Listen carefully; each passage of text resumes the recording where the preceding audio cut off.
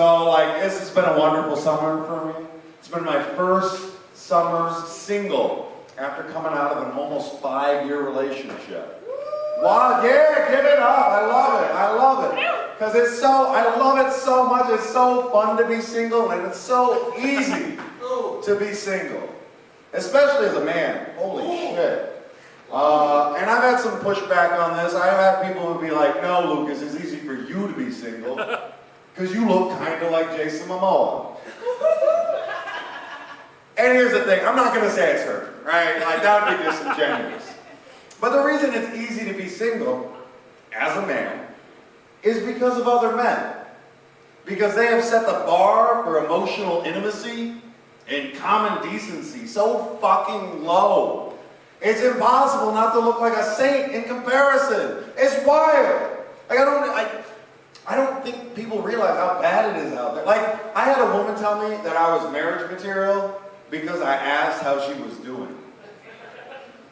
And then I was looking at her when she answered me. Like, it's getting that bad. You know, like, I feel like the dating game is like one of those situations where it's like being an employee who's always like consistently 7 minutes late to work, but you're the star employee because you haven't called in yet.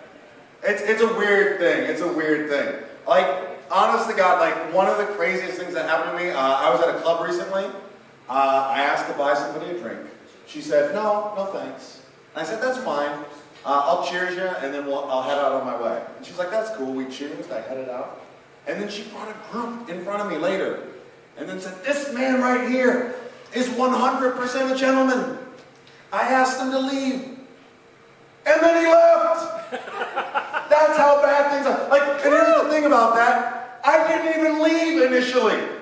Like, I know I'm putting myself under the bus here, but like, I asked to cheers her first. I'm so bad. I got called 100% a gentleman than doing less than what was expected of me.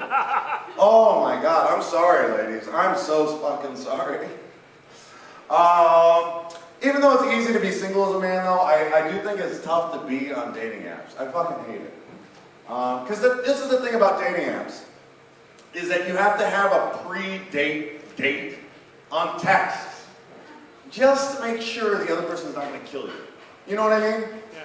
But then while you're doing this pre-date date, you don't find out whether you have any chemistry at all. So like, I've had the times where it's like I have the text conversation, I find out they're not going to murder me, we go on the date, and then I come out of it and I'm like, you know, I kind of wish they had tried to murder me. Because that was a really boring fucking day. Like, if they tried to kill me, that would have at least been something. That's why I like flirting live. It gives you that thrill, because you don't know whether they're going to kill you. And I need something to hold on to, you know what I mean? Like, it's weird. Like, people tell me, they're like, Lucas, you know, I'm envious of you, because I go about all the fucking dating shit. But it's like, don't be. Like, you guys realize how wild my life, like, I thought about killing myself on the way to a Trader Joe's recently. Do you guys realize how awkward that is to think about killing yourself? Specifically, before going to Trader Joe's. Like, you guys know how friendly the cashiers are there.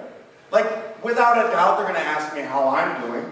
And now I'm put in this position where I got to lie to the Trader Joe's employee, because if I don't, they're going to fucking freak out. You know what I mean? They're going to be like, oh no, don't kill yourself. They're probably like a mandatory reporter. And I gotta calm them down. I gotta like de-escalate the situation. It's like, hey, I'm not going to kill myself.